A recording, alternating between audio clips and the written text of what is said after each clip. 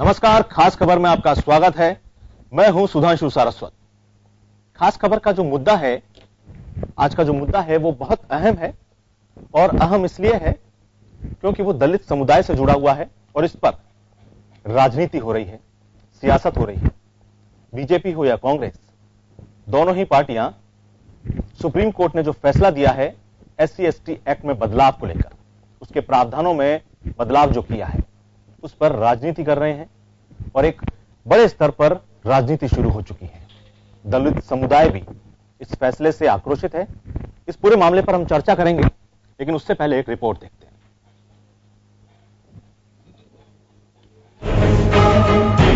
SC/ST act पर supreme court के फैसले के बाद राजनीतिक माहौल में विपक्ष और सत्ता पक्ष के बीच इसे दुरुस्त करने और श्रेय लेने की होड़ छिड़ गई है। कांग्रेस के नेतृत्व में विपक्षी दलों ने राष्ट्रपति का दरवाजा खटखटाकर हस्तक्षेप की मांग की, तो सत्ता पक्ष के दलित सांसदों ने फैसले में सुधार को लेकर प्रधानमंत्री नरेंद्र मोदी से मुलाकात की और अब केंद्र सरकार ने भी सुप्रीम कोर्ट में फैसले को लेकर पुनर्विचार याचिका दाखिल करने का ऐलान कर दिया है। गौरतलब है कि सुप्रीम कोर्ट ने फैसले में स्पष्ट किया था कि SC/ST एक्ट में भी तत्काल गिरफ्तारी नहीं होगी। ये आदेश उन आंकड़ों के आधार पर दिया गया था जिसमें पाया गया था कि बड़ी संख्या में इस एक्ट का दुरुपयोग हो रहा है। विपक्ष ने तत्काल इस मामले को राजनीतिक रंग देते हुए जिम्मा सरकार पर फोड़ा कि मोदी सरकार दलितों को कमजोर करना चाहती है। इस फैसले के खिलाफ देश का दलित समुदाय भी है और 2 अप्रैल को दलित संगठनों ने भारत बंद का ऐलान भी किया है। सुप्रीम कोर्ट के इस फैसले के बाद मोदी सरकार के लिए भी मुश्किलें बढ़ी हैं। बीजेपी के राष्ट्रीय अध्यक्ष अमित शाह ने तो कर्नाटक में एक प्रेस कॉन्फ्रेंस के दौरान डैमेज कंट्रोल के तहत मोदी सरकार के दलित हितैषी होने की बात भी कही। दोनों ही दल इस मामले में राजनीतिक माइलेज चाहते हैं। बीजेपी ने पुनर्विचार याचिका का फैसला भी इसलिए किया है क्योंकि कर्नाटक चुनाव सामने है और बीजेपी भी दलितों को आकर्षित करने के प्रयास में है। बीजेपी नहीं चाहती कि उसे किसी भी प्रकार से राजनीतिक नुकसान उठाना पड़े। ब्यूरो रिपोर्ट, जन टीवी न्यूज।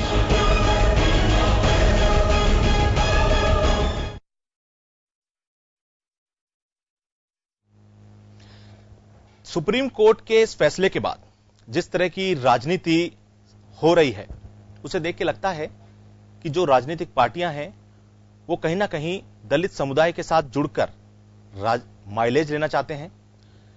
हिंदुस्तान में का ये दुर्भाग्य कहेंगे कि जो राजनीतिक पार्टियां रहीं उन्होंने दलित समुदाय को केवल एक राजनीतिक माइलेज के रूप में देखा, केवल एक उस आधार पर वोट बैंक की तरह देखा कि इनसे अगर वोट मिल सकता है तो हम इनके साथ हैं। इस तरह का ही कुछ नजरिया राजनीतिक पार्टियों का देखने को मिल रहा है। इस पूरे मामले में मैं आपको बताना चाहूंगा कि जो SC/ST एक्ट बनाया गया था 1989 में, यह एक्ट पास हुआ संसद में, भारतीय संसद में से पास किया गया और यह इसलिए बनाया गया था क्योंकि जो दलितों पर अत्याचार होते थे, किसी तरह के अगर उनके साथ अमानवीय व्यवहार हो रहा है, इस व्यवहार को रोकने के उद्देश्य से, अत्याचार को रोकने के उद्देश्य से इस एक्ट को बनाया गया और यह एक्ट इसका प्रावधान बना।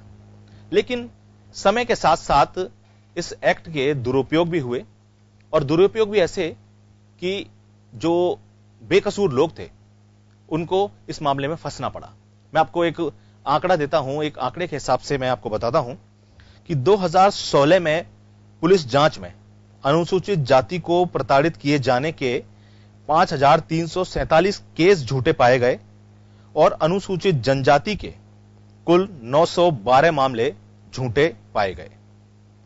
ये जो पूरी सियासत है, ये पूरी सियासत आप समझ सकते हैं, देश समझ सकता है कि आखिर किस आधार पर यह सियासत की जा रही है। सुप्रीम कोर्ट का जो इस पर नजरिया है कहीं ना कहीं यह है कि इस तरह के झूठे मामले सामने नहीं आए और जो अगर मामला सामने आता भी है तो पहले उसकी जांच की जाए और जो अगर आरोपी निर्दोष है, अगर जिस पर आरोप लगाया गया है उसको वो दंश नहीं झेलना पड़े।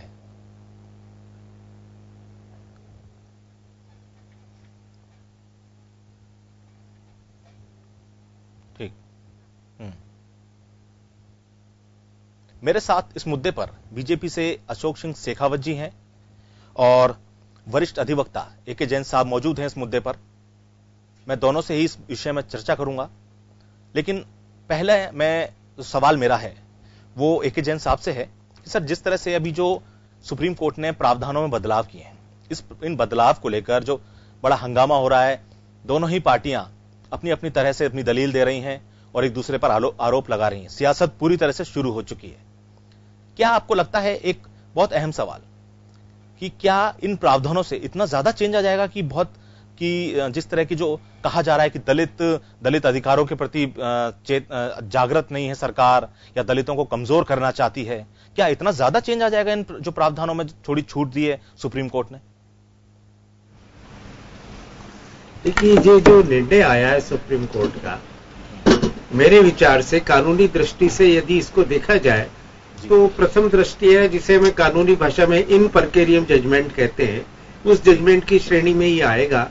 क्योंकि इससे पहले 5 जजेज की बेंच ने करतार सिंह के मामले में, 3 जजेज की बेंच ने अशोक गंगला के मामले में, 3 जजेज की बेंच ने विलास पांडुरंग के मामले में ये निर्णय दे रखा है कि SC/ST एक्ट के प्रावधान कानून सम्मत हैं, संविधान सम्मत है, और एंटीसिपेटरी बेल के प्रावधानों को जो इसमें से हटाया गया वो उचित है। और वैसे भी अग्रिम जमानत के प्रावधान सबसे पहले 1973 में इंट्रोड्यूस किए गए थे, ये कोई कॉन्स्टिट्यूशनल अधिकार नहीं थे। सुप्रीम कोर्ट ने जो इस निर्णय में दिया, एक अजीब सी बात हुई इस मामले में कि यहाँ मामला ये गया था, महाराष्ट्र का एक मामला, कि महाराष्ट्र के एक राजकीय कर्मचारी ने कहा था कि दुरुपयोग करके मेरे विरुद्ध मुकदमा दर्ज कराया गया है, और बिना, क्योंकि मैंने राजकीय कार्य के तहत ये आरोप लगाया गया था, इसलिए बिना सैंक्शन के ये नहीं होना चाहिए था।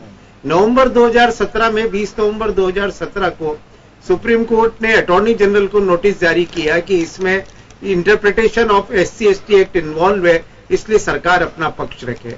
और उसके बाद और एमिकस क्यूरे अमरेंद्र शरण को पेश किया, पर हमने जजमेंट पढ़ते हैं तो उसमें जो कुछ एमिकस क्यूरे ने कहा वही लिखा हुआ है। अटॉर्नी जनरल तो अपीयर ही नहीं हुए और एडिशनल सॉलिसिटर जनरल हुए, उनके जो आर्ग्यूमेंट्स है वो सिर्फ एक पेज में लिखे हुए हैं, और सरकार की तरफ से कोई रिकॉर्ड वहां पर पेश किया गया हो ऐसा उस जजमेंट में लिखा हुआ नहीं है। वास्तव में क्या हुआ ऐसा तो कुछ नहीं, और सिर्फ एक 2016 के आंकड़ों के आधार पर यह कह दिया गया कि इसका दुरुपयोग हो रहा है और इसको रोकना जरूरी है, जबकि वास्तविक फैक्ट ऐसे हैं कि 2013-14 तक, बल्कि 13 में 23% कन्विक्शन हुआ था और 14 में 28% कन्विक्शन हुआ था। और बाद में जांचों में ये रिपोर्ट सामने आई थी कि इस एक्ट का सही तरीके से पालन नहीं किया जा रहा है, सही इन्वेस्टिगेशन नहीं किया जा रहा है, गवाहों को सही प्रोटेक्शन नहीं दिया जा रहा है। इसलिए पहले 2013 में ऑर्डिनेंस के द्वारा और उसी के बाद 2016 में एक्ट में अमेंड करके प्रावधान डाले गए, जिसमें विटनेस प्रोटेक्शन का, उसको साथ साथ जो इन्वेस्टिगेशन हो रहा है उसकी रिकॉर्डिंग का किया गया था।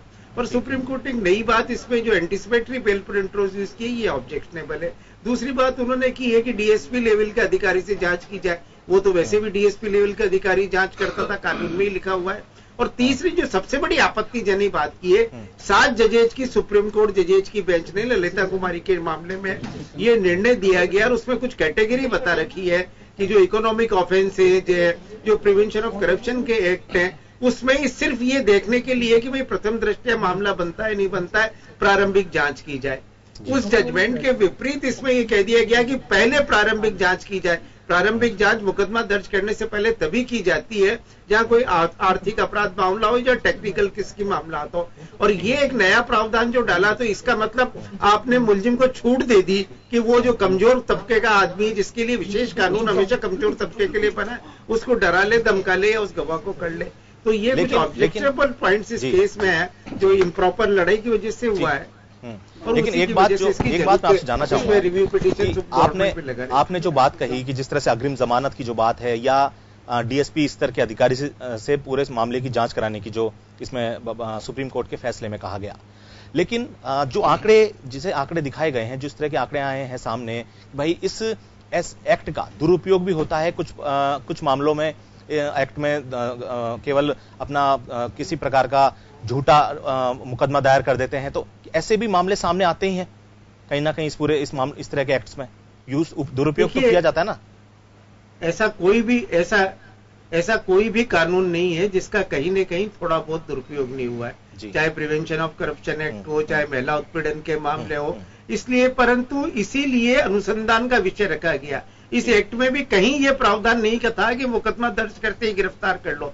गिरफ्तारी से पहले हमेशा एविडेंस इकट्ठी की जाती है, और जब एविडेंस इकट्ठी हो जाती है उसी के बाद गिरफ्तारी। प्रथम सूचना रिपोर्ट दर्ज करने से कभी किसी को गिरफ्तार नहीं किया जाता, उसके खिलाफ एविडेंस इकट्ठी हो जाती तब गिरफ्तार किया जा सकता। और ये जोगिंदर सिंह के मामले में वही कॉन्स्टिट्यूशनल पीठ ने बहुत पहले फैसला दे रखा था, परंतु यहाँ इस जजमेंट को ऐसे पेंट किया गया है जजमेंट में कि जैसे SC ST के ज्यादातर मामले ही झूठे होते, जबकि ऐसे कोई आंकड़े नहीं थे। सिर्फ 2016 के आंकड़े थे।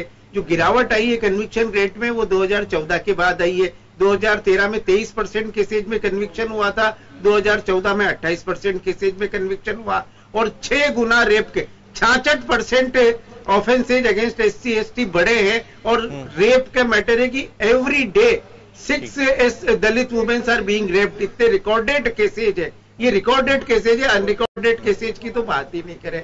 तो इस मामले में ऐसा लगता है कि जो पूरे फैक्ट एंड फिगर्स थे वो सुप्रीम कोर्ट के सामने नहीं आ पाए थे, और जो एमिकस क्यूरे ने जो रिपोर्ट दी उसी के आधार पर ये निर्णय कर दिया गया, क्योंकि जजमेंट में कहीं भी ये नहीं लिखा हुआ है कि भाई सामाजिक न्याय मंत्रालय ने या किसी और ने कोई आंकड़े प्रस्तुत किए हो। ठीक है अशोक सिंह जी, मेरा आपसे सवाल है कि आप लोगों जो सरकार है, सरकार ने पुनर्विचार याचिका दाखिल करने का बात कही है कि इस मामले में पुनर्विचार याचिका दाखिल की जाएगी, और कहीं ना कहीं कांग्रेस तो ने जो आरोप लगाए हैं जिस तरह से वो एक राजनीतिक मुद्दा बन गया है कि जो बीजेपी सरकार है, बीजेपी है जो केंद्र की सरकार है, वो दलितों को कमजोर करना चाहती है।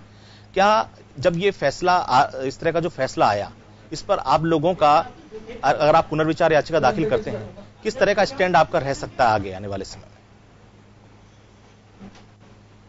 हमारा स्टैंड अनुसूचित जाति, अनुसूचित जनजाति उनके साथ पहले भी था, आज भी रहेगा, और रिव्यू पिटीशन फाइल करेंगे। उसमें वहाँ के जो सेक्रेटरी हैं दोनों डिपार्टमेंट के, उनसे उनके द्वारा उनकी मीटिंग हुई है, उसमें यह तय किया गया कि किन किन ग्राउंड को आधार पर अपना इसमें नेक्स्ट वीक के अंदर आने वाला वीक है उसके अंदर रिव्यू पिटीशन फाइल कर दी जाएगी। मैं आपको ये बताना चाहता हूँ, पहले देश आजाद हुआ और उससे पहले इनको SC और ST वालों को यही नहीं पता था कि हमारे हित कौन से, हमारे राइट कौन से हैं। इनका इतना बड़ा जो किया गया, और उसके तहत एक 1955 में एक अस्पृश्यता अपराध एक्ट अधिनियम लेके आया कि साहब एक इनसे अनसिक्योरिटी क्यों की जाती है।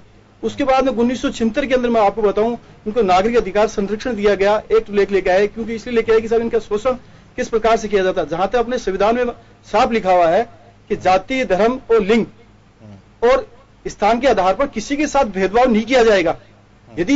यदि ऐसा किया जाता है तो ये एक अस्पृश्यता का एक्ट है। और उसके बाद में क्या हुआ कि इनके हित और अधिकारों को प्रति 1980 तक आते आते ये स्थिति आई कि कुछ अनुसूचित जाति, जनजाति या जो लोग, जो व्यक्ति हैं, और उनके अंदर इतनी जागरूकता थोड़ी थोड़ी आने लगी कि उनको पता पड़ने लगा कि हमारे अधिकार कौन से हैं, ये लोग हमें किस प्रकार से शोषण करते हैं।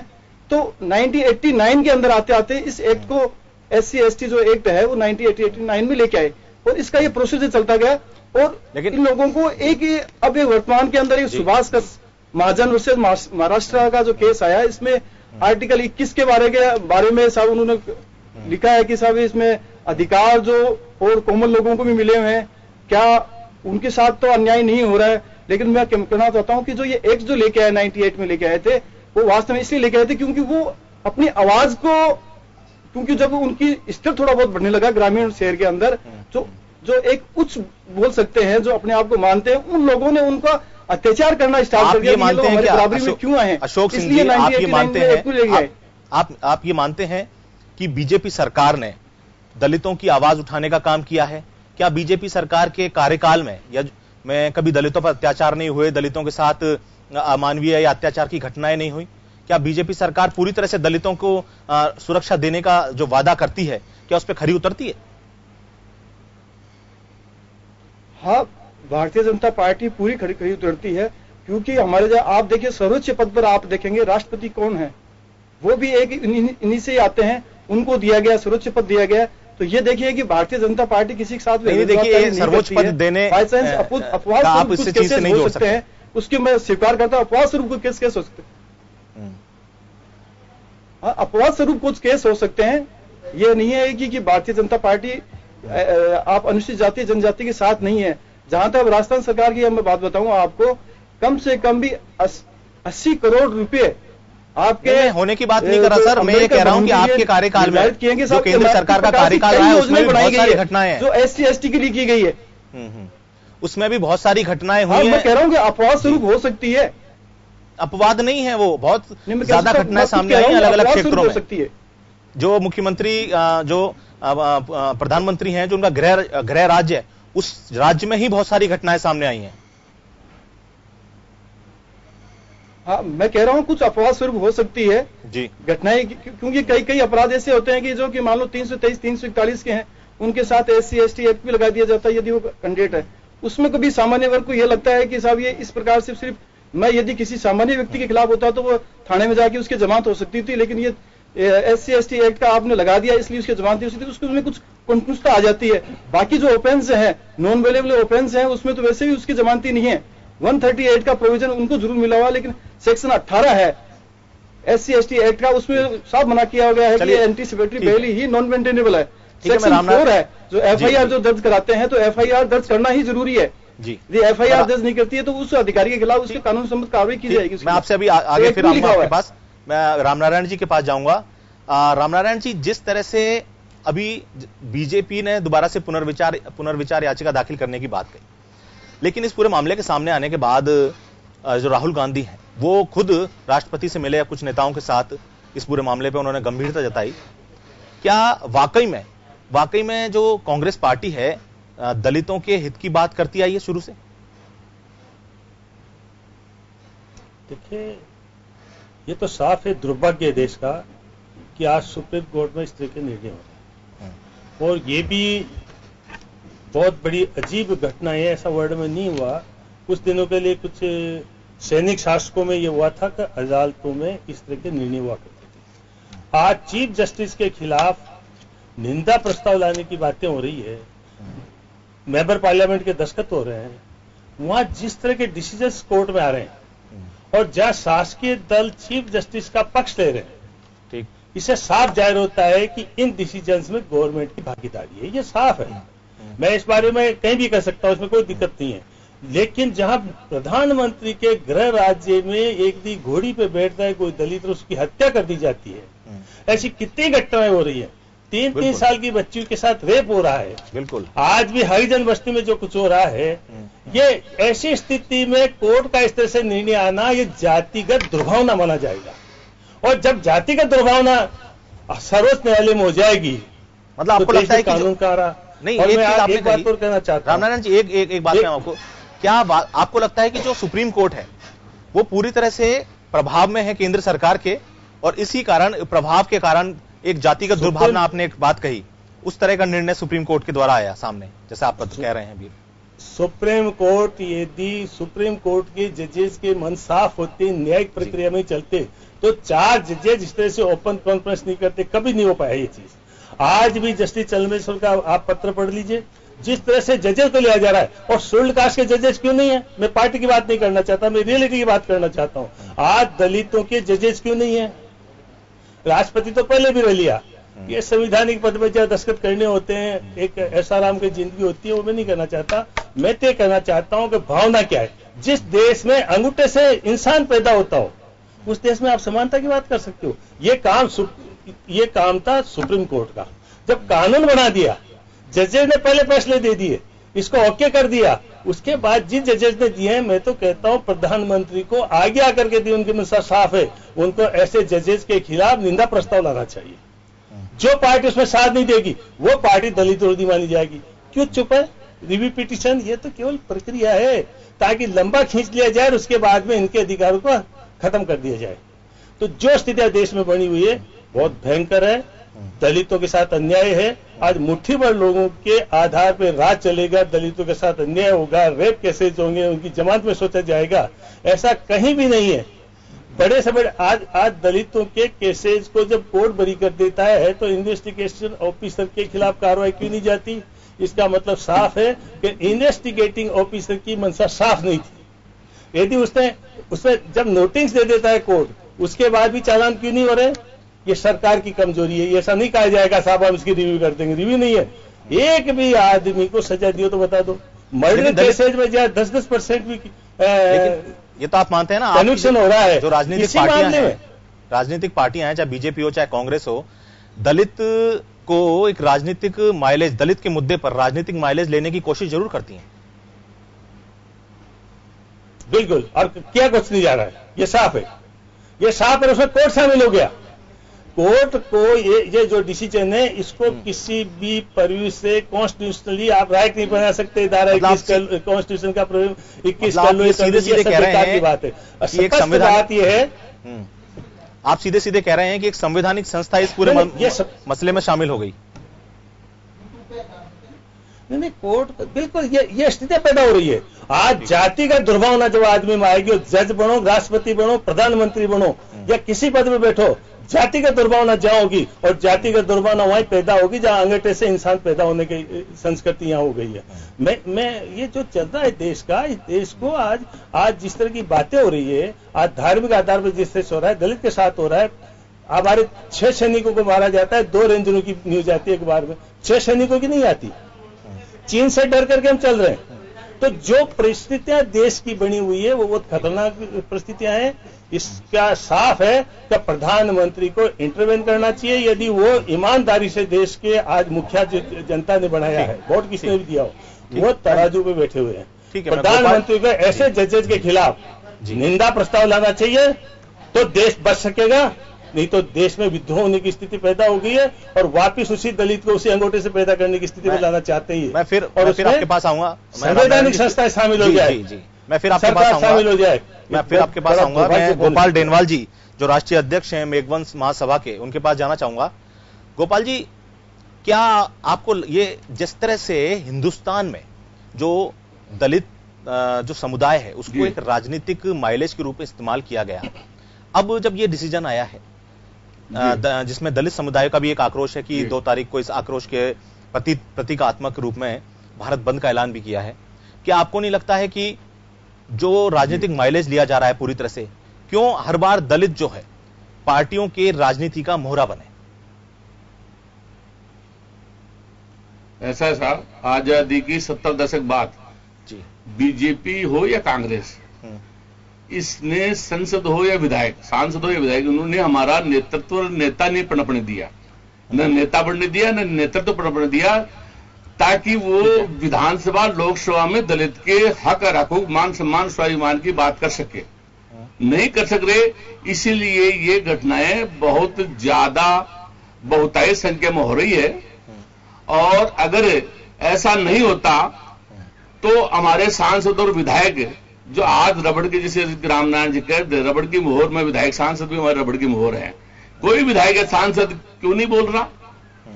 क्यों नहीं बोल रहा? उनको क्या चिंता है? अगर हक हकूक की बात आई, सम्मान की बात आई, उसके बावजूद भी कोई हमारे सांसद विधायक नहीं बोल रहे, क्यों नहीं बोल रहे? इसलिए अगर मान लीजिए बोलते तो हमें आज बैठ करके चर्चा करने की आवश्यकता नहीं होती। जिस किसी भी व्यक्ति ने भारत बंद का जो आह्वान किया है वो आज हमें भी पता नहीं है, मगर पूरे देश के नौजवानों में, SC ST के लोगों में, दलितों में, वंचितों में आज जो आक्रोश देखने को मिल रहा है वो इसी का परिणाम है कि हमारे नेता नेतृत्व करता नहीं है। अगर नेता और नेतृत्व करता होता तो शायद ये स्थिति नहीं होती, मगर आज जो है जलता क्या नहीं करता, मरता क्या नहीं करता की स्थिति आज देश में है। और जिस प्रकार रामनारायण जी कह रहे थे वो बिल्कुल सही है कि जिस प्रकार से देश के अंदर आज चाहे डांगावास कांड हो, चाहे अनेक कांड हो, चाहे बीजेपी के चंद्रकांता मेघवाल को सरेआम पिटाई थाने के अंदर कांड हो, ऐसे रोज कांड होते हैं, डेली कांड होते हैं। मैं कितनी फहरिस्त गिनाऊं, और जिससे हमारे आक्रोश है, बहुत जबरदस्त आक्रोश हमारे वंचितों में है, दलितों में है। और इसका ये जो 2 तारीख को बंद का आह्वान है, मेरे को आज दिल्ली सुबह से शाम तक और कल कम से कम 1000 फोन आए कि हमको क्या करना चाहिए भाई, हमारे को भारत बंद का समर्थन करना चाहिए। अगर हमको खुद खड़ा होना होगा, अगर हमारे विधायक और सांसद और पार्टी हमारी वकालत नहीं करेगी तो हमें खुद को वकील बनकर के जनता के सामने जाकर के हमारे हक की बात करनी पड़ेगी, हमारे हकूक की बात करनी पड़ेगी, हमारे स्वाभिमान की बात करेगी। और जिस प्रकार से भारत सरकार से आशा थी उस प्रकार से भारत सरकार खरी नहीं उतर रही है। और रिव्यू की बात आ रही है, जिस प्रकार रामनारायण जी कहते हैं रिव्यू को तो 5 साल में आएगा, 2 साल में आएगा, कटा देने से संसद के अंदर जो है इसको ला करके और ऐसे इसको जो दिया है एससी एक्ट के जो जजेस ने दिया उसको खारिज किया जा सकता है? क्यों नहीं किया जा सकता संसद के अंदर?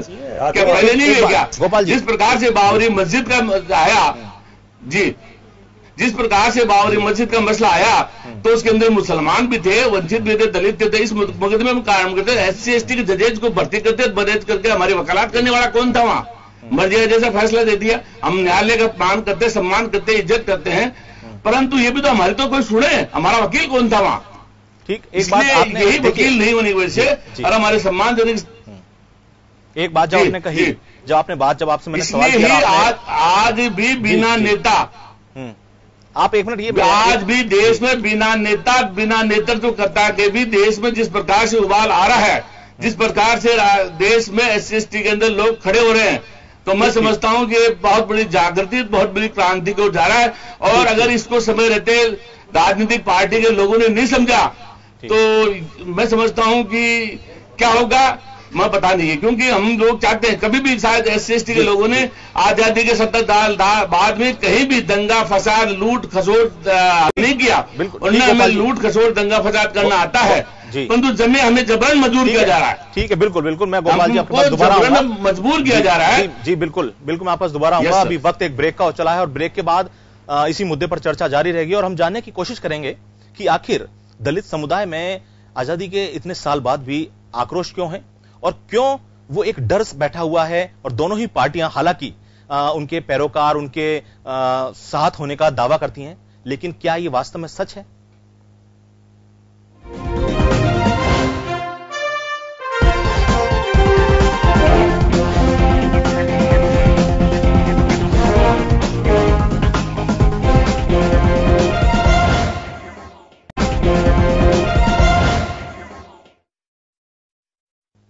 ब्रेक के बाद आपका फिर से स्वागत है खास खबर में। हम चर्चा कर रहे हैं दलितों के अधिकार पर।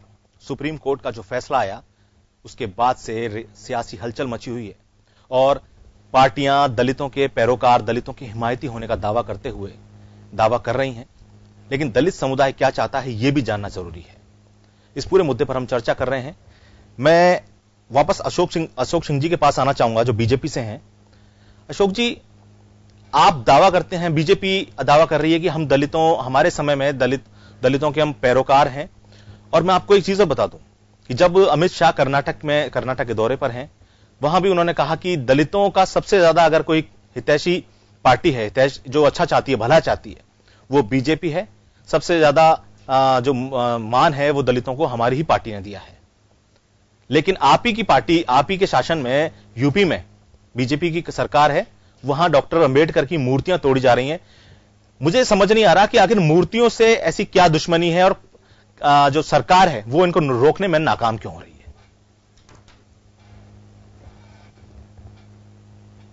चाहे किसी भी महापुरुष की हो, तो वो जो जिस प्रकार का वो करते हैं वह अमान्य है।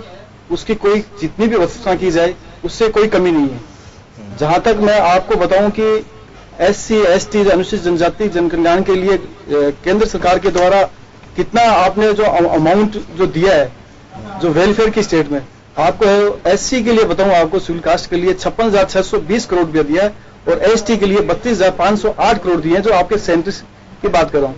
और जहां तक स्टेट गवर्नमेंट के लिए बताऊं, स्टेट गवर्नमेंट के अंदर तो आपको कई योजनाएं मिल जाएगी आपको, और इनकी कल्याणकारी योजनाएं बनाई गई है।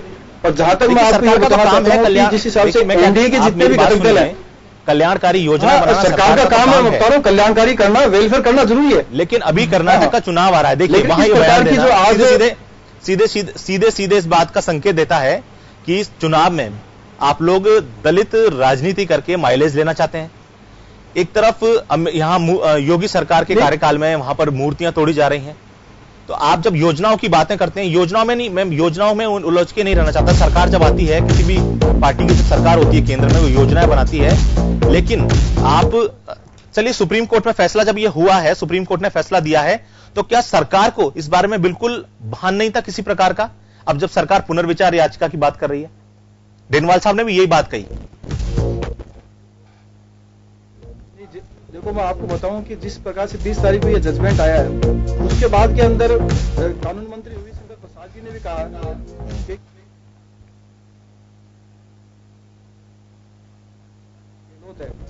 उनसे कंसल्ट करके अब कल ही डिसीजन हुआ है कि इसकी हम रिव्यू पिटीशन फाइल करेंगे। इससे पहले प्रधानमंत्री से भी एनडीए के जो सांसद थे, हमारे अनुसूचित जाति जनजाति के भाई हैं, वो लोग उनसे जाकर के वो मिलके भी आए, जिसमें आपके एलपीजी के जो अपने पासवान जी हैं वो मिलके आए, और आपके आरपीआई के जो संयोजक राष्ट्रीय अध्यक्ष है रामदास जी अठावले जी वो भी मिलके आए हैं। उसके अलावा भारतीय जनता पार्टी के सांसद हैं वो भी मिलके आए हैं।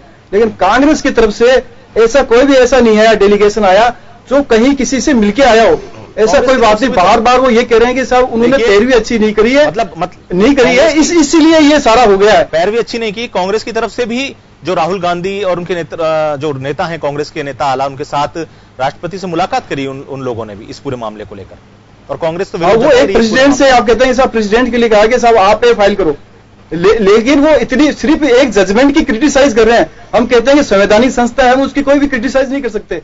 अब जो कानून के अनुसार जो काम हो सकता है, पहले हम उसकी प्राथमिकता देंगे। सुप्रीम कोर्ट के अंदर रिव्यू पिटीशन की है, वो रिव्यू पिटीशन फाइल करेंगे। उसके बाद में जो अगला स्टेप होगा, पहली बात तो ये अलाउ ही होगी, क्योंकि ऐसा कोई इसमें है नहीं।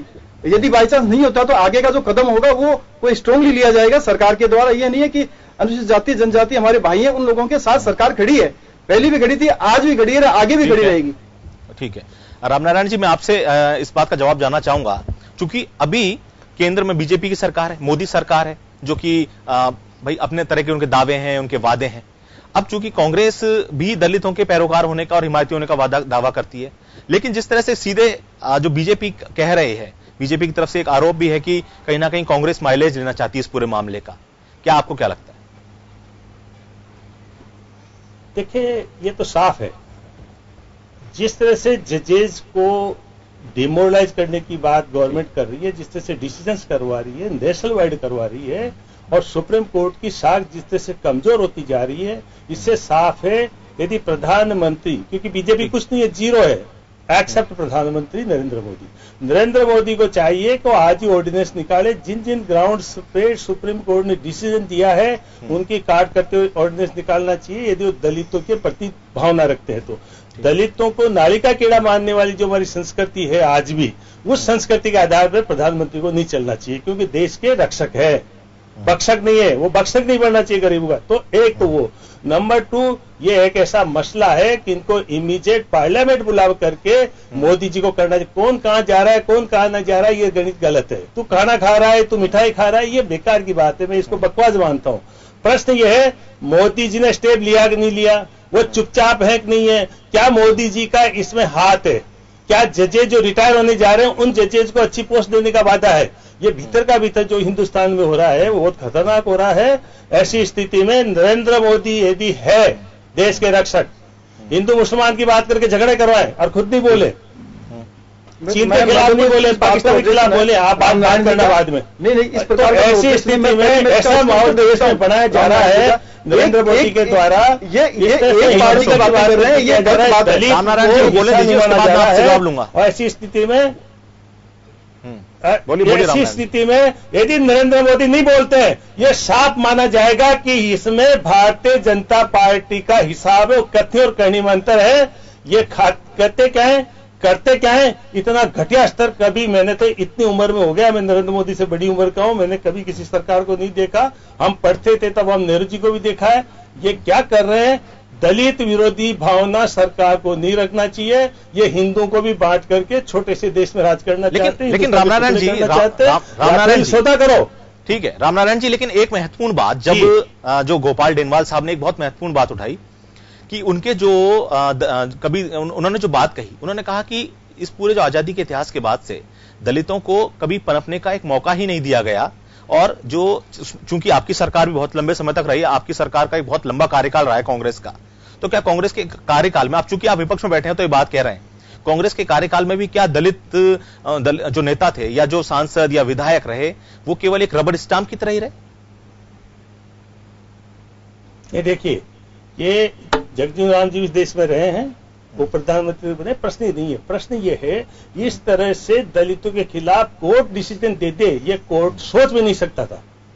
इस तरह से कानून की गलत व्याख्या करे और हिंदुस्तान में जिस तरह से भेदभावपूर्ण नीति न्यायालय तक पहुंच जाए, ये कभी हिंदुस्तान में कभी भी किसी निर्णय में नहीं हुआ। आज जजेस नहीं है, ये सही है, जो भी सरकार है उसकी गलती है।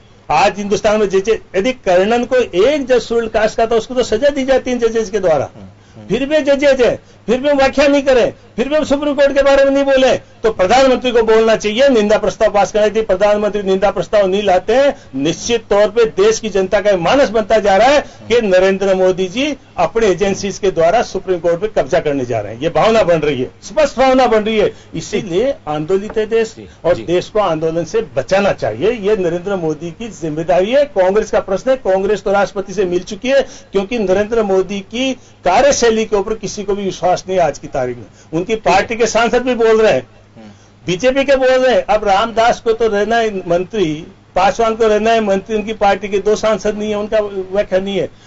असली बात तो जिस तरह से दूसरे सांसद बोल रहे हैं, आज इनका उदित राज बोला है, सारे बोले हैं, लेकिन उनको दबा दिया जाता है तो वो टिकट देना है कि नहीं देना है। रामनारायण जी, मैं आपके पास हो रहा है भारतीय जनता पार्टी दोबारा आऊंगा के द्वारा, वो सही। ठीक है, आपने जो बात कही कि नरेंद्र मोदी को इस पे स्टैंड लेना चाहिए, प्रधानमंत्री जो है उनको एक सख्त स्टैंड लेना चाहिए, अपनी बात सामने रखनी चाहिए। कहाँ जरूरत है कहने की, हाथ जोड़ने की कहाँ जरूरत है? ठीक है, भूख लगी हुई है, खाना टाइम है। मैं इस बात का जवाब जो पार्टी है, जो सत्ता में बैठी है, उनके जो जिम्मेदारी प्रधानमंत्री की, अकेले प्रधानमंत्री के विषय पे ये सब कुछ हो रहा है। सत्ता जो देश को तोड़ने की स्थितियां हो रही है, जो प्रतिनिधि बैठे हैं उनसे भी लूंगा मैं। एक साहब से मेरा भेदभाव करने की स्थितियां हो रही है, संविधान को कमजोर करने की स्थितियां हो रही है। ठीक है, मैं आपके पास दोबारा आऊंगा। एक साहब से मेरा एक सवाल है कि जो इस तरह की जो कानूनी, आपसे जब मैंने पहले भी एक सवाल किया था कि क्या इस मामले को कमजोर, जो सुप्रीम कोर्ट का फैसला है, क्या इससे कितना फर्क पड़ता है वो देखते हैं आप। आपने जो कानूनी इसके पहलू गिनाए, जैसे अग्रिम जमानत की जो बात थी या डीएसपी स्तर की जो बात थी, जो फैसले में जिस बात का जिक्र किया गया है,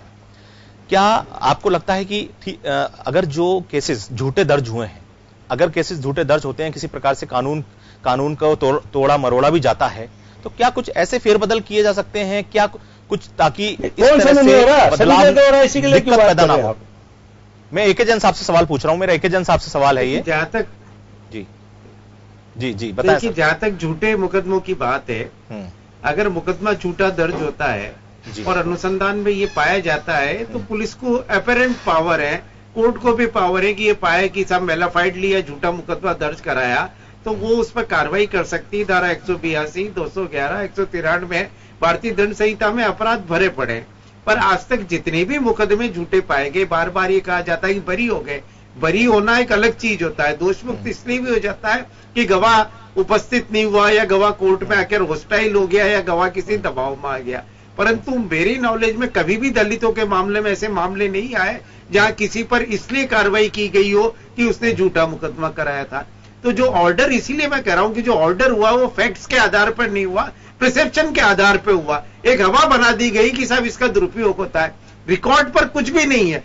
आज तक ये नहीं आया कि 89 से लेकर 2018 तक, अर्थात 29 साल के अंदर कोई 5 मुकदमे भी झूठे मुकदमे दर्ज कराने के दर्ज हुए हों और उसमें किसी भी एक आदमी को झूठा मुकदमा दर्ज कराने की सजा SC/ST एक्ट के मामले में हुई हो। ये जरूर आया है कि इन्वेस्टिगेशन सही नहीं किया गया, ये जरूर आया है कि गवाह बदले। तो इसलिए कि प्रिसेप्शन के आधार पर यह फैसला देना बेसिकली गलत बात थी। कि ये कहना, सिर्फ ये मान लेना कि अपराध का, ये कभी ये नहीं देखा गया कि इसका कितना अंडर यूज हुआ है।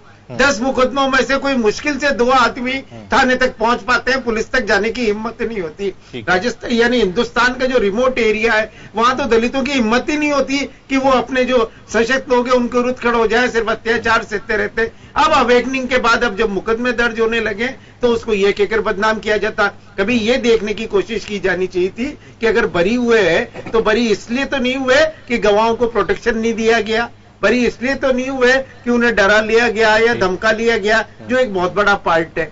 और इस आधार पर ही जो फैसला किया गया अपरेंटली टिकट, ये सही नहीं है, गलत तथ्यों के आधार पर किया गया। जैन साहब, आपने एक बात कही और ये बहुत महत्वपूर्ण बात है कि एक परसेप्शन बना के एक फैसला दे देना, और एक ऐसे कानून पर जो कि सीधे सीधे एक समुदाय के हितों से जुड़ा हुआ है, अगर उन पर किसी प्रकार का अत्याचार होता है तो उनको वहां वो प्रोटेक्शन देता है किसी भी प्रकार से।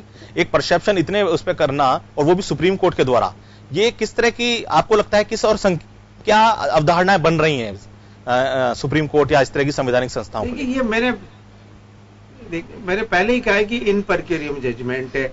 अब वैसे तो जो सुप्रीम कोर्ट के लीडिंग लॉयर है इंदिरा जयसिंह, उन्होंने अपने ट्वीट में तो बहुत कुछ लिखा है इस जजमेंट के बारे में, जो मैं यहाँ रिपीट नहीं करना चाहता, उन्होंने तो जजेज के बारे में भी लिखा है, वो एक अलग बात है। परंतु सबसे बड़ी बात यह है कि आर्टिकल 21 जो इसका आधार लिया गया वही रीजनेबल क्लासिफिकेशन को परमिट करता है और वीकर सेक्शन को प्रोटेक्ट करने के लिए ही विशेष कानून बनाए जाते हैं, चाहे महिलाओं के हो, बच्चों के हो, दलितों के हो या और किसी भी वीकर सेक्शन के लिए बनाए जाते हैं।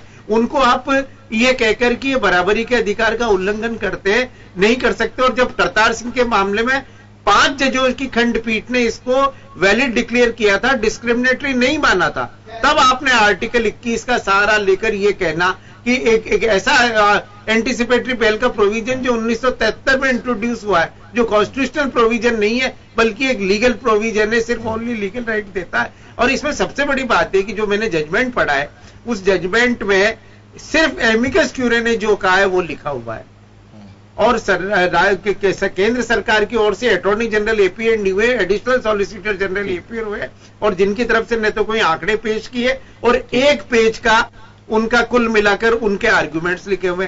तो ऐसा लगता है कि ये जो हाफ कुक्ड फैसला है कि सारे फैक्ट आए बिना फैसला कब पारित कर दिया गया, क्योंकि अगर आप इतने बड़े इशू पे जा रहे थे तो बार को इनवाइट करना चाहिए था, सारे सोशलिस्ट को इनवाइट करना चाहिए था। निश्चित रूप से ये रिव्यू नहीं या रिव्यू पिटीशन नहीं भी होती तो क्यूरेटिव पिटीशन कहीं ना कहीं या जैसे मीणा साहब कह रहे हैं कि इसमें ऑर्डिनेंस बनाकर भी इसको रोका जाना चाहिए। जी, मतलब एक पूरी रिसर्च के साथ इस पे पूरी रिसर्च करनी चाहिए थी या फिर पूरे जितने भी एक ही परसेप्शन पे ना जाके पूरी तरह से इसके पहले के जो मामले हैं उन पर पूरा एक रिसर्च होनी चाहिए थी, उसके बाद शायद फैसला होता तो शायद बेहतर हो सकता था। मैं गोपाल डेनवाल जी के पास जाना चाहूंगा। लेकिन ये काम भी जजेज का नहीं है, ये काम गवर्नमेंट का है। रामनारायण जी, मैं आपके पास भी आऊंगा। रामनारायण जी, जजेज का नहीं है कि जिस तरह से डिसीजन दे रहे हैं। गोपाल डेनवाल जी के पास जाना चाहूंगा कि गोपाल जी देखिए, आपने कहा ऑलमाइटी नहीं है। गोपाल जी, आपने कहा कि ओनली एजेंसी, आपने कहा कि जनता पार्टी तो सम्मान करती है, प्रधानमंत्री मैं अशोक सिंह जी, रामनारायण जी, 4 जजों की जो मीटिंग हुई है, 4 जजों की मीटिंग हुई है, उसमें कांग्रेस ने कहा कि साहब ये कांग्रेस नहीं है, जनता पार्टी ने किया। सुप्रीम कोर्ट की बात कर रहा हूं, रामनारायण जी, यदि अशोक की कार्रवाई की जाती है, लोगों को बोलने का समय पूरा दिया गया है। घटना स्तर पर नहीं जाना चाहिए, प्रधानमंत्री नहीं जाना चाहिए। गोपाल डेनवाल जी, प्रधानमंत्री बन गया, आपके कहने से नहीं होगा। बिल्कुल, हम देश के नागरिक हैं। रामनारायण जी, हम देश के नागरिक हैं, संवैधानिक समय दिया गया बोलने का। अब गोपाल डेनवाल जी से मेरा सवाल है, समय घटिया स्तर पर प्रधानमंत्री उनको बोलने दीजिए, उनको बोलने दीजिए। देश को तोड़ना चाहता है देश को। रामनारायण जी, एक रामनारायण जी, अशोक जी, आपको बोलने का समय पूरा दिया गया।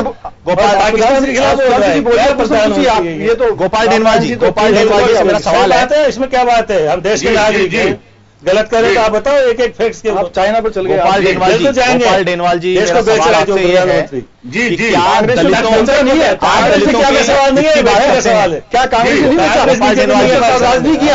क्या नहीं किया? आवाज सामने देश पहले, पार्टी बाद में। अगर आप इस गोपाल डेनवाल जी, आपसे मेरा सवाल यह है कि आप जिस तरह से आपने कहा कि राजनीतिक पार्टियां केवल एक मोहरे के रूप में इस्तेमाल करती हैं और जहां वोट बैंक की बात होती है वहां वो इस्तेमाल करना चाहती हैं दलितों को, लेकिन जब जो दलित राजनेता हैं या जो दलित नेता हैं, जो वो भी इस बात को दावा करते हैं कि हम लोग दलितों के पैरोकार हैं और दलित समुदाय के लिए हित की बात करेंगे, आपको नहीं लगता कि दलित नेताओं ने भी कहीं ना कहीं जो दलित समुदाय है, जो लोग हैं जो आवाज नहीं उठा सकते, उनके अपने लाभ के लिए, अपने हितों के लिए उनकी तरफ पूरा ध्यान नहीं दिया? जी, ऐसा कि इस देश की 70 साल के बाद जी राणे का वोट और महाराणे का वोट और धीरूभाई अंबानी का वोट और दलित का वोट तो बराबर है। वोट के मामले में तो हम बिल्कुल बराबर है, मगर मान सम्मान के मामले में 0 हैं। हमारे पास ऐसे Jain college, Subodh college, Pareek college, Agrawal college, Maharaj college जैसे इश्यू नहीं है हमारे को इन दखल देते ऐसे मामलों में। नंबर 3, जिस प्रकार जैन साहब कह रहे थे कि देश में 100% SC/ST एक्ट के तहत मुकदमे होते हैं, अन्याय होते हैं, अत्याचार होते हैं, उसमें तो 10% भी मुकदमे दर्ज नहीं होते, और जो मुकदमे दर्ज होते हैं उसमें से 5% में भी FIR लगा दी जाती है। और बाई मुश्किल से अगर वो कोर्ट में जाता है तो उसके अंदर भी जो है जो एन केन प्रकार लगा के उसको बरी कर दिया जाता है। कौन से ऐसे है आंकड़े पेश करे कि इतने आदमियों को, इतने मुलजिमों को हमने अंदर टिकाया, सजा दी। मेरा सवाल नंबर 2, आज जिस प्रकार से आपने कहा, जिस प्रकार से आपने कहा, उन्हीं को लेकर था कि दलित नेताओं ने भी उसी बद्दे पर आऊं, जिस प्रकार से जी उनका अनदेखी करी समुदाय की। हमारे को दलितों के, पहली बात तो इस देश में दलितों का कोई नेता ही नहीं है। अच्छा, और अगर कोई छोटा मोटा है वो हमको बेच के खा रहा है। ठीक। अगर छोटा मोटा कोई नेता है वो हमारे को बेच के खा रहा है, और छोटा मोटा जो है बेच के खा रहा है। बाकी हमारा अगर नेता होता देश के अंदर, तो ऐसे केस में सुप्रीम कोर्ट का कोई कोर्ट बोल ही नहीं सकती। हमारा नेता नहीं, हम नेता और नेतृत्व विहीन दलित समाज के लोग हैं। इसीलिए हमारे गांव और गली मोहल्ले से हम लोग खड़े हो रहे हैं।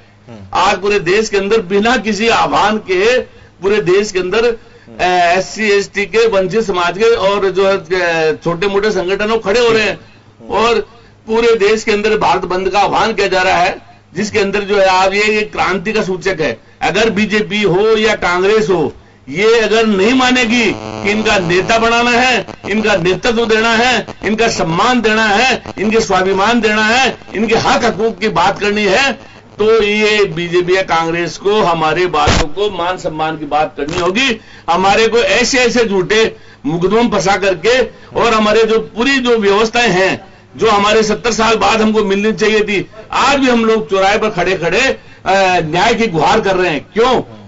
क्या हम हमारे बच्चों को बढ़िया कॉलेज होने चाहिए, विद्यालय होने चाहिए, महाविद्यालय होने चाहिए, उस और हमारा ध्यान नहीं दे, डाइवर्ट करके छोटे मोटे मुकदमों में फंसा करके, और हमारे को ये चक्री बना रखा है। अगर हमारे नेता होता, हमारा नेतृत्व करता होता, तो संसद में, विधानसभाओं के अंदर टेबल ठोक ठोक के बात करता। मगर टेबल ठोकने वाला नेता को टिकट की चिंता है, टिकट उसको अपने हितों की चिंता, अपने खुद के। आपने कहा कि आप वोट देने के लिए मौजूद हैं, केवल आपको वोट के समय देखा जाता है, तो आप अपने वोट का इस्तेमाल कीजिए उसके लिए। आप दलित समुदाय है जो पूरा एक वोट की मशीन, ऐसा साहब इस पूरे मामले में भी आवाज बिल्कुल आपको बता दूं कि हमको वोट की मशीन समझ रखा था। हमारे को बाबा साहब डॉक्टर अंबेडकर ने 2 चीज दी थी, हमारे कुछ नहीं दिया था, 2 चीज दी थी। एक था वोट, रहेगा आरक्षण। आज आरक्षण के ऊपर भी बहुत ज्यादा जनसंख्या में हमारा डाका डाला जा चुका है, और वोट को पार्टियों ने 100 का नोट और बोतल में टिका दिया। जैसे चुनाव आते 100 का नोट ले ले, बोतल ले ले, ये पार्टियों ने हमारा हाल कर दिया। और हम बिल्कुल जो हमारा ये इसलिए नहीं है कि नेता नेतृत्व करता नहीं है, इसलिए हम नेता और नेतृत्वकर्ता के रूप में देश के SC ST के लोगों को भावनात्मक रूप में बिल्कुल एक करने की कोशिश कर रहे हैं। और ये आपको राजस्थान प्रदेश के अंदर जल्दी 2-3 महीने में देखने को मिलेगी। और हम एकता के रूप में कहेंगे, जो हमारे सम्मान स्वाभिमान की बात करेंगे, हम वोट उसको देंगे। क्यों? हमने ठेका ले रखा है बीजेपी कांग्रेस का, या हमारे को बोरे भटकते बीजेपी कांग्रेस, नहीं देंगे वोट किसी को भी। उसको देंगे जो हमारे सम्मान की बात करेगा, उसको देंगे जो स्वाभिमान की बात करेगा, उसको देंगे जो हमारे हक की बात करेगा। संसद में और विधानसभा हमारी आवाज उठाएगा, उसको हम वोट देंगे। बिल्कुल ठीक बात कही आपने। इसलिए जो आवाज उठाए, जो सरकार के नुमाइंदे हैं, उनका काम है आवाज उठाना। मैं अशोक सिंह जी के पास जाऊंगा। अशोक सिंह जी, आप कहते हैं कि आपकी जो सरकार ये MLA MP बढ़ के मोर बना रखा, जो आपकी जो सरकार है वो दलितों की हिमायत करती है, दलितों की हितैषी है, दलितों की पैरोकार है।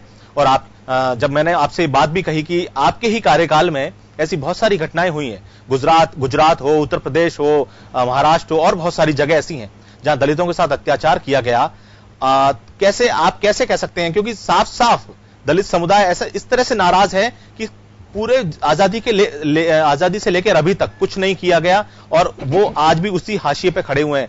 आप किस आधार पर कहते हैं कि आपकी जो नीतियां हैं उनकी? मैं आपको एक बात बता दूं, इनसे एक बात बता दूं कि कोटा की विधायक चंद्रकांत था, मेघवाल MLA, महिला MLA, दबंग MLA, उसके सरेआम थाने में पिटाई करी। आज तक वो SP सस्पेंड नहीं हुआ, और जो पिटाई करने वाले थे उनका भी कुछ नहीं हुआ। तो ये क्या आशा करें, किससे आशा करें? ठीक है अशोक जी, विधायकों के ऊपर ऐसा हो रहा था, आम जनता पर तो क्या होगा, बस देख लीजिए। जी बिल्कुल ठीक बात है। अशोक जी जवाब दीजिए इस बात का। पार्टी का शासनकाल आपको पता कि मैं कह रहा हूं, भारतीय जनता पार्टी का शासनकाल आपको पता है कि कितने साल रहा?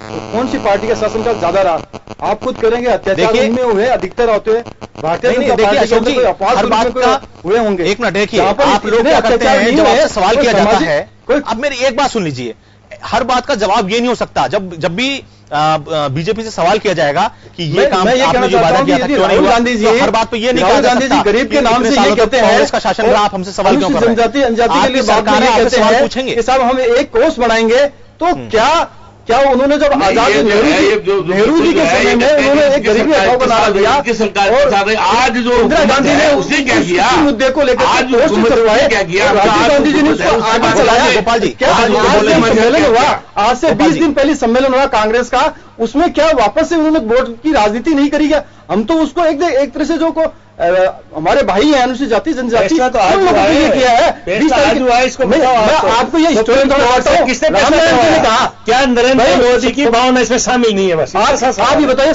ये सुप्रीम कोर्ट ने यह नरेंद्र मोदी की आज तक कोई हस्तक्षेप नहीं किया, लेकिन जो हम कह रहे हैं कि रिव्यू पिटीशन हम फाइल कर रहे हैं, सारे हमारे सांसद साथ है, एनडीए पूरा कांग्रेस साथ है, और अठवाड़ा जी साथ है, सब कुछ साथ है, बाकी के जितने भी समाज के लोग हैं वो भी समाज है। मैं बताना चाहता हूँ कि बहुत रिव्यू पिटीशन है, रिव्यू पिटीशन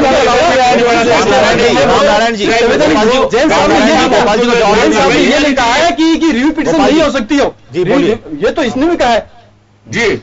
जी बोलिए गोपाल जी। मैं ये कह रहा हूं कि संसद के अंदर सबसे पावरफुल चीज है संसद के नीचे संसद कानून बनाती है, संसद जज बनाता, संसद सारे कानून की पालना करवाता है। ये संसद का नेतृत्व दायित्व है कि संसद का विशेषित्व बुला करके और बुला करके और जिन जो फैसला किया उसका